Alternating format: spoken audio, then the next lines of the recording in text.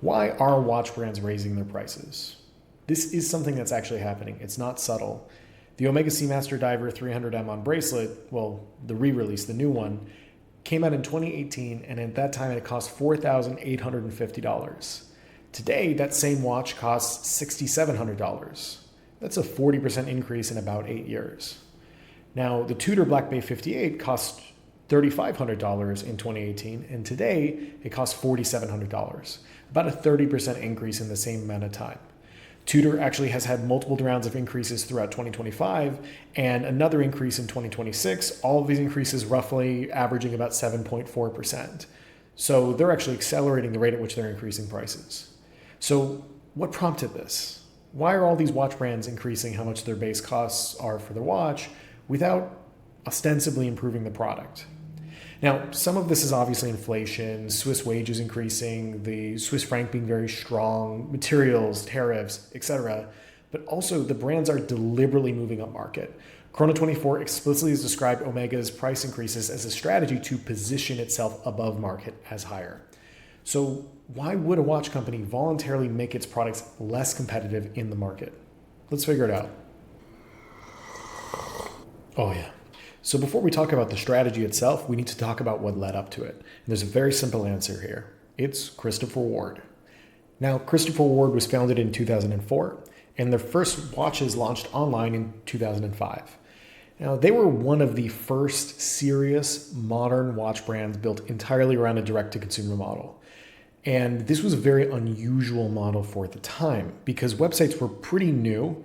And the way the watch world used to work was that you would go into a watch store and you would try on watches. And if you liked a watch, you would buy it. And that was the only way to buy watches. And with Christopher Ward, you would go onto their website, which again, these were really new things. And you would buy a watch that you'd never tried on and most likely never even seen in the metal in your life. This was a very unusual way of doing things, but it turned out to be quite disruptive. And the reason it's disruptive is because they don't have traditional AD networks. They don't have salespeople they need to incentivize and payouts.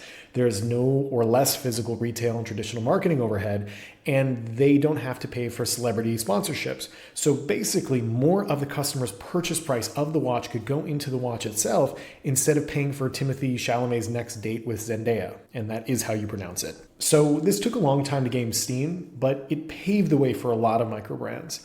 E-commerce became normalized, social media, forums, YouTube made enthusiast marketing quite cheap, and Kickstarter massively reduced the amount of capital needed to launch a watch company. And today, Christopher Ward actually has just entered the top 50 watch brands, so they're becoming quite big and it's worked for them.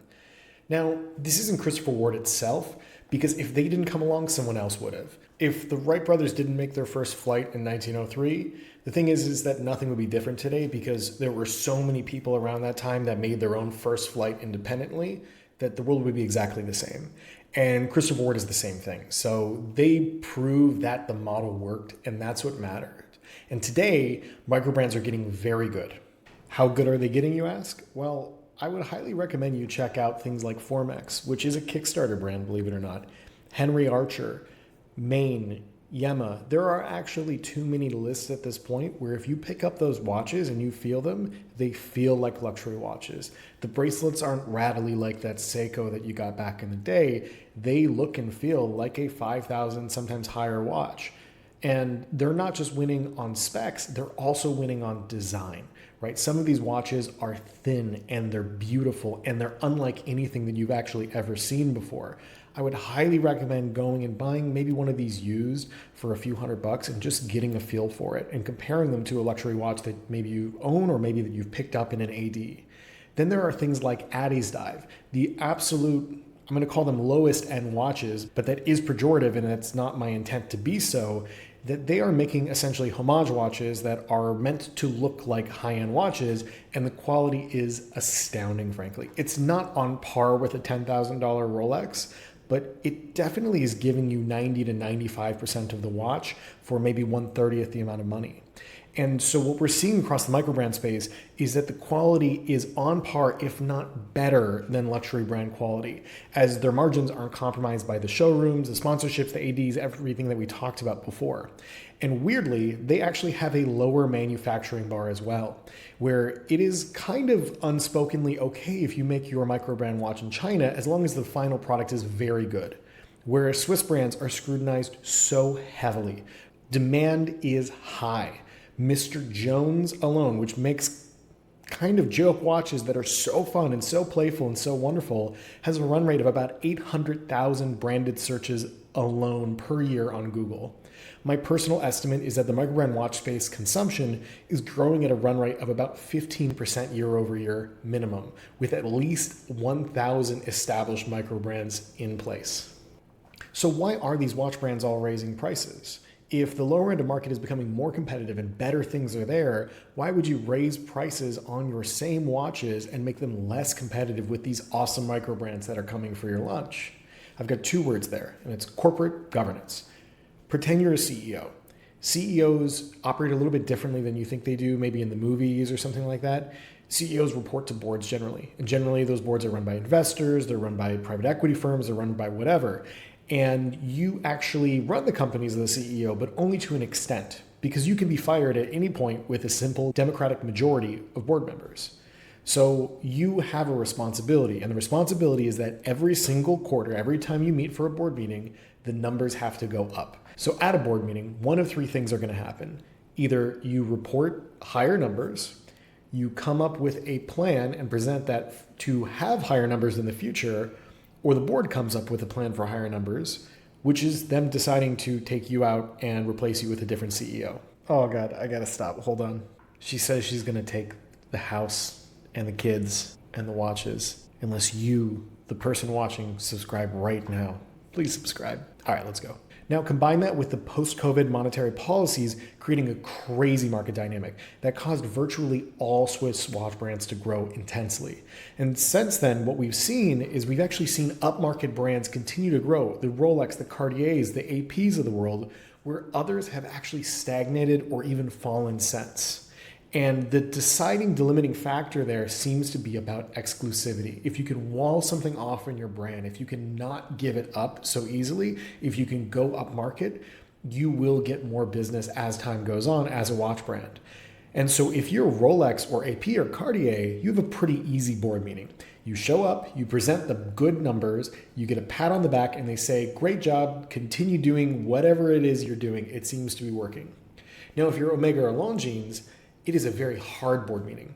Your brand is now officially shrinking. You are losing business. And there is an immense pressure to get things back on track or you are going to lose your job. This gets even harder because of this kind of fact of life that losing is harder than winning. So Rolex operates on a large margin compared to Omega and Longines. Rolex, if they sell you a $10,000 watch, they're making about $3,500 of profit. That's money that can be reinvested into R&D, that can reinvest it into marketing, that can just be kept in reserves in case they need it if things get worse. Meanwhile, Omega is running at about 12% and Longines is running at about 8%. So there isn't a lot of wiggle room there. So you're the CEO. What are your options? Well, you have things that aren't your options. Believe it or not, improving the product is probably not one of your options. This is likely not on the menu. These watch brands are charging a king's ransom for a 250-year-old piece of technology, but they are operating on razor-thin margins. Additionally, there are some features that must be gated to more expensive pieces. Imagine if normal Seikos had spring drive. Well, you would sell more Seikos at probably slightly a higher price, but not much, and you would lose virtually all of your Grand Seiko sales. You can't cut costs either. This isn't a piece of software. So the value of these brands are just that. They're brands.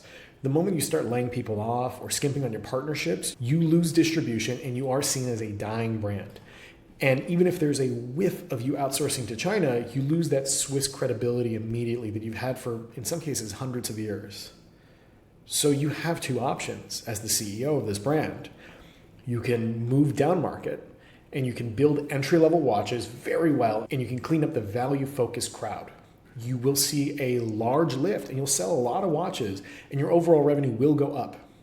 Option number two is move upmarket. You raise prices on all of your models without improving them hardly at all, or maybe just a little bit. We added on-the-fly micro adjust, and you maybe build more concept pieces so you can be taken more seriously as a hot horology brand. You will sell way fewer watches though doing this. In fact, the increase in prices will not necessarily offset the loss in units sold. You're likely to make less money. You're also competing with the ultra established, ultra luxury brands for a much smaller number of clients. So why would you choose option B? Because option A is a trap.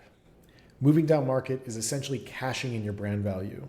Once the initial fervor dies down, your brand will slowly be seen as the budget watch, and you will be eaten alive by smaller brands that are offering comparable pieces for even less.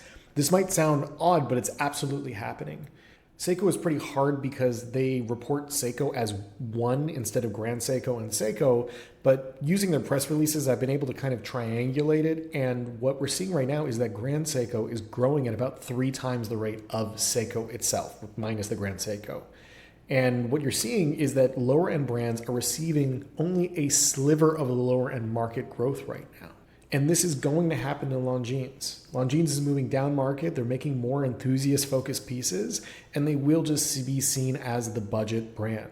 You see Tudor trying to climb out of this right now just through raising prices. For decades, they were considered the poor man's Rolex, a term I absolutely hate, but nevertheless one that stuck. Meanwhile, moving up market, which again, Omega is doing and a lot of brands are doing right now, it will make people hate you in the short term. But over time, that brand perception will shift and your brand will be viewed as more prestigious. This will sound crazy to you today, but in 10 years, at the current rate, you will see Omega as a high-end luxury brand if you don't already. There's also a trend to add to this, and it's an important piece of data. Right now, the very wealthy individuals are now making more frivolous purchases than ever. Right now, about 2% of the population, as far as wealth is concerned, makes up about 40% of Veblen goods sales of high-end brands.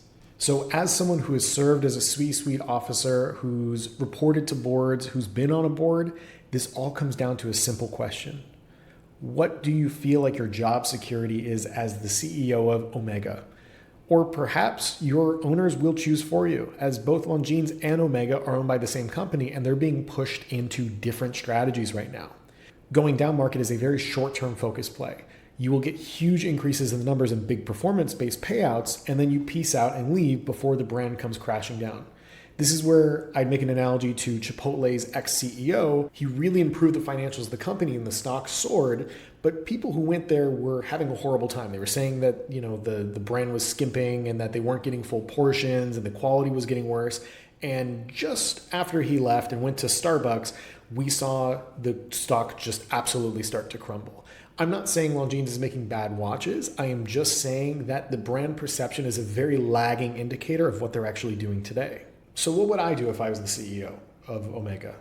I would actually do what they're doing. I'd slowly raise prices. I'd walk the board through the fact that we're going to see a hit in the numbers for the next 5 years, but that is okay. The benefit of the watch industry is that the only brands that survive the quartz crisis are the ones that have an intensely long-term outlook. These are the ones that are rewarded with being able to charge $30,000 for time-only steel watches. And when your list of famous customers includes Napoleon Bonaparte, you get to look 20 years into the future. Do I like paying higher prices for these watches? Absolutely not. But do I approve of the business strategy? Absolutely. So I want to know from you, what would you do if you were the CEO of these companies? Leave a comment and tell me all about it. I'm going to respond to the first 100 comments, but only if you subscribe. Thanks so much. Adios.